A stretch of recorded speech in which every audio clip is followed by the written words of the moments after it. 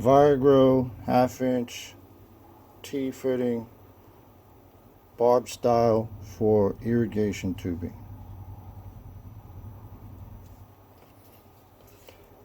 Simply take 1/2 inch irrigation tubing, slide it in. It does move left to right, which is fine. However, if you was to apply pressure, it would come right out. So you're going to need some type of clamp to secure this.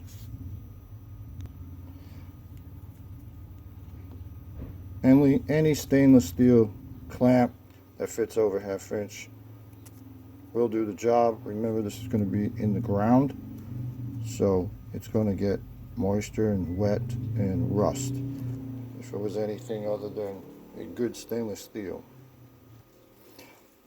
Once the clamp is tightened, then the hose no longer comes out.